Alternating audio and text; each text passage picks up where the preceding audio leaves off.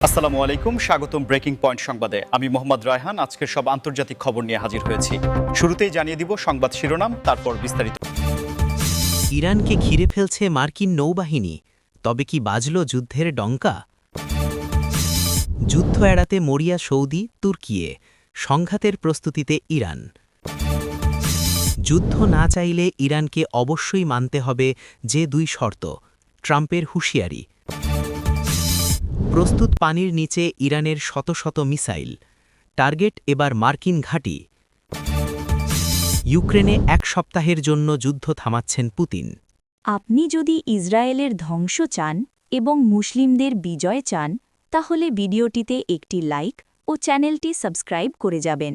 আসসালামু আলাইকুম, স্বাগতম জানাচ্ছি ব্রেকিং পয়েন্ট সংবাদে। আমি মোহাম্মদ কিবরিয়া। এতক্ষণ শুনছিলেন সংবাদ শিরোনাম, এবার বিস্তারিত হয়। মধ্যপ্রাচ্যের পরিস্থিতি এখন এতটাই উত্তপ্ত যে মনে হচ্ছে বারুদের স্তূপের উপর বসে আছে পুরো বিশ্ব। বিশেষ করে লোহিত সাগর এবং পারস্য উপসাগরীয় অঞ্চলে মার্কিন নৌবাহিনীর সাম্প্রতিক গতিবিধি বিশ্লেষণ করলে সমরবিদদের কপালে চিন্তার ভাঁজ পড়তে বাধ্য। কারণ পেন্টাগন যেভাবে তাদের রণতরীগুলোকে সাজাচ্ছে তার নিছক কোনো টহলদারি নয়, বরং বড় কোনো সংঘাতের পূর্ব প্রস্তুতি বলেই মনে করছেন আন্তর্জাতিক বিশ্লেষকরা। আপনারা হয়তো লক্ষ্য করেছেন যে গত কয়েক সপ্তাহে ভূমধ্যসাগর থেকে শুরু করে ভারত মহাসাগর পর্যন্ত মার্কিন ক্যারিয়ার স্ট্রাইক গ্রুপগুলোর অবস্থান পরিবর্তনের খবর বারবার শিরোনামে আসছে। যেখানে ইউএসএস আব্রাহাম লিঙ্কন কিংবা ইউএসএস থিওডোর রুজভেল্টের মতো বিশাল সব এয়ারক্রাফট ক্যারিয়ার তাদের সহযোগী ডেস্ট্রয়ার এবং যুদ্ধবিমান সহ ইরানের জলসীমার খুব কাছাকাছি অবস্থান নিয়েছে।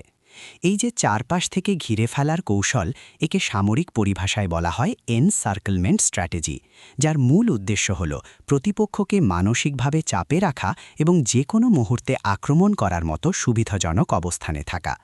বিষয়টি কেবল জাহাজের উপস্থিতিতেই সীমাবদ্ধ নয়, এর সাথে যুক্ত হয়েছে অত্যাধুনিক রাডার সিস্টেম এবং আকাশ প্রতিরক্ষা ব্যবস্থা, যা ইরানের প্রতিটি গতিবিধির ওপর ২৪ ঘণ্টা নজরদারি চালাচ্ছে। কিন্তু প্রশ্ন হল, আমেরিকা কি সত্যিই সরাসরি যুদ্ধে জড়াতে চায়, নাকি এটি কেবল ইরানকে চাপে রাখার একটি কৌশল? ওয়াশিংটনের নীতি নির্ধারকরা বারবার বলছেন যে তারা সংঘাত চান না, কিন্তু তাদের সামরিক সজ্জা সম্পূর্ণ ভিন্ন কথা বলছে। আর ঠিক এই জায়গাটিতেই সাধারণ মানুষের মনে ভীতি কাজ করছে যে তবে কি বেজে গেল যুদ্ধের ডঙ্কা? ইরানও অবশ্য চুপ করে বসে নেই, তারাও তাদের উপকূলীয় প্রতিরক্ষা ব্যবস্থাকে সর্বোচ্চ সতর্কতায় রেখেছে এবং হরমুজ মধ্যপ্রাচ্যের রাজনীতির দাবা খেলায় এখন এক অদ্ভুত সমীকরণ দেখা যাচ্ছে, যেখানে একসময় একে অপরের প্রতিদ্বন্দ্বী দেশগুলো এখন যুদ্ধ এড়াতে একজোট হয়ে কাজ করছে। বিশেষ করে সৌদি আরব এবং তুরস্কের বর্তমান কূটনৈতিক তৎপরতা দেখলে বোঝা যায় যে তারা তাদের সীমান্তে আর কোনো নতুন যুদ্ধের আঁচ লাগতে দিতে চায় না। সৌদি আরব বর্তমানে তাদের ভিশন ২০৩০ বাস্তবায়নে ব্যস্ত, যেখানে তারা তেল নির্ভর অর্থনীতি থেকে বেরিয়ে এসে পর্যটন এবং প্রযুক্তি নির্ভর আধুনিক রাষ্ট্র গড়তে চাইছে। আর এই বিশাল কর্মযজ্ঞ সফল করতে হলে তাদের সবচেয়ে বেশি প্রয়োজন আঞ্চলিক স্থিতিশীলতা ও শান্তি। রিয়াদ খুব ভালো করেই জানে যে আমেরিকা ও ইরানের মধ্যে যদি সরাসরি যুদ্ধ বেঁধে যায়, তবে সবার আগে আক্রান্ত হবে সৌদি আরবের তেলের স্থাপনাগুলো এবং তাদের মেগা প্রজেক্টগুলো থমকে যাবে। ঠিক এই কারণেই সৌদি যুবরাজ এবং পররাষ্ট্রমন্ত্রীরা ঘন ঘন কূটনৈতিক সফর করছেন এবং ওয়াশিংটন ও তেহরান উভয় পক্ষকেই সংযত থাকার বার্তা দিচ্ছেন। অন্যদিকে তুরস্কের অবস্থানও বেশ গুরুত্বপূর্ণ, কারণ ন্যাটোর সদস্য হওয়া সত্ত্বেও তুরস্কের সাথে ইরানের একটি ঐতিহাসিক ও অর্থনৈতিক সম্পর্ক রয়েছে এবং প্রেসিডেন্ট এরদোয়ান চাইছেন না তার প্রতিবেশী দেশে কোনো বড় ধরনের বিপর্যয় নেমে আসুক, যা তুরস্কের নিরাপত্তা এবং শরণার্থী সংকটকে আরও বাড়িয়ে দিতে পারে। তুরস্ক নিজেকে এই মুহূর্তে একটি মধ্যস্থতাকারী শক্তি হিসেবে উপস্থাপন করতে চাইছে এবং তারা বারবার বলছে যে আলোচনার মাধ্যমেই সব সমস্যার সমাধান সম্ভব। কিন্তু মুদ্রার উল্টো পিঠটাও আমাদের দেখতে হবে, কারণ কূটনৈতিকরা যখন শান্তির বার্তা নিয়ে দৌড়ঝাঁপ করছেন, তখন ইরান কিন্তু তাদের সামরিক প্রস্তুতিতে বিন্দুমাত্র ছাড় দিচ্ছে না। মার্কিন রাজনীতিতে ডোনাল্ড ট্রাম্পের ফিরে আসার সম্ভাবনা বা তার বর্তমান প্রভাব বিশ্ব রাজনীতিতে সবসময়ই এক নতুন আলোচনার জন্ম দেয়। আর এবার তিনি ইরান ইস্যুতে যে কড়া বার্তা দিয়েছেন তা নিয়ে আন্তর্জাতিক মহলে চলছে চুলচেরা বিশ্লেষণ। ট্রাম্প স্পষ্ট ভাষায় ইঙ্গিত দিয়েছেন যে ইরান যদি আমেরিকার সাথে সরাসরি সংঘাত এড়াতে চায় এবং তাদের অর্থনীতির উপর চেপে বসা নিষেধাজ্ঞার ভার কমাতে চায়, তবে তাদের দুটি প্রধান শর্ত অবশ্যই মানতে হবে, যা মূলত তেহরানের জন্য অত্যন্ত কঠিন এবং স্পর্শকাতর। প্রথম শর্তটি হল ইরানের পারমাণবিক কর্মসূচি পুরোপুরি বন্ধ করা বা এমন একটি পর্যায়ে নিয়ে আসা যা আমেরিকার নজরদারির মধ্যে থাকবে, যাতে তারা কখনোই পারমাণবিক শক্তিধর রাষ্ট্রে পরিণত হতে না পারে। ট্রাম্প প্রশাসন সবসময়ই মনে করে যে ওবামা আমলের চুক্তি ইরানের জন্য যথেষ্ট কঠোর ছিল না, তাই এবার তারা চায় জিরো এনরিচমেন্ট বা শূন্য ইউরেনিয়াম সমৃদ্ধকরণ নীতি। দ্বিতীয় এবং সম্ভবত সবচেয়ে বিতর্কিত শর্তটি হল মধ্যপ্রাচ্য জুড়ে ইরানের যে প্রভাব বলয় বা প্রক্সি নেটওয়ার্ক রয়েছে, যেমন লেবানন, ইয়েমেন, সিরিয়া এবং ইরাকে, সেখান থেকে তাদের সমর্থন পুরোপুরি প্রত্যাহার করা।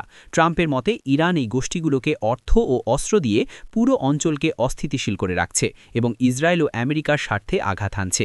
এই দুটি শর্ত মেনে নেওয়া ইরানের বর্তমান সরকারের জন্য প্রায় অসম্ভব, কারণ তারা মনে করে তাদের পারমাণবিক কর্মসূচি শান্তিপূর্ণ এবং আঞ্চলিক প্রক্সিগুলো তাদের জাতীয় নিরাপত্তার অংশ।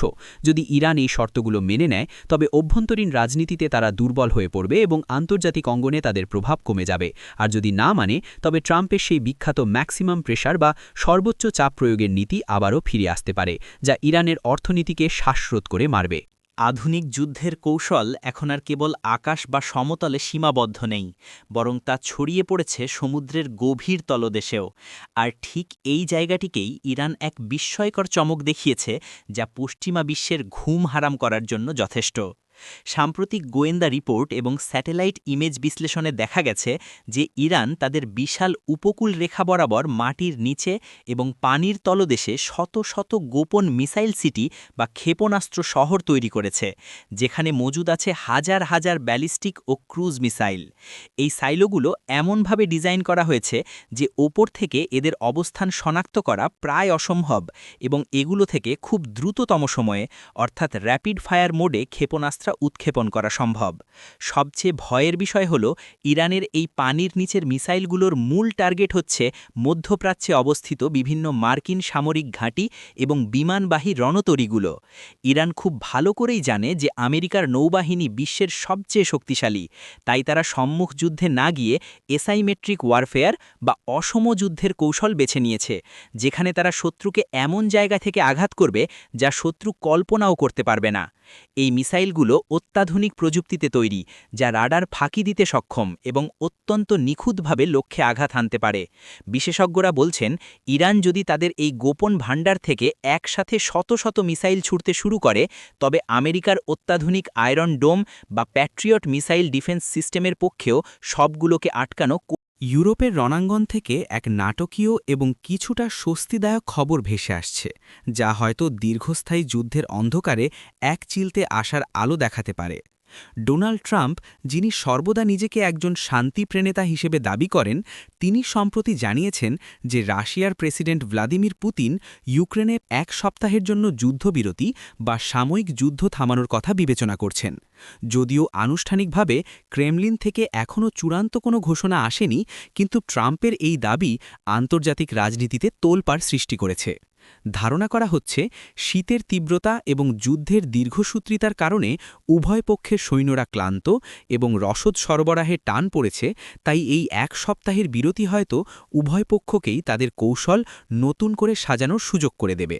তবে ট্রাম্পের এই বক্তব্যের পেছনে আরও গভীর রাজনৈতিক উদ্দেশ্য থাকতে পারে। তিনি হয়তো বোঝাতে চাইছেন যে তার ব্যক্তিগত সম্পর্ক এবং প্রভাব খাটিয়ে তিনি পুতিনকে এমন একটি সিদ্ধান্তে আনতে পেরেছেন যা বর্তমান পশ্চিমা নেতারা পারেননি।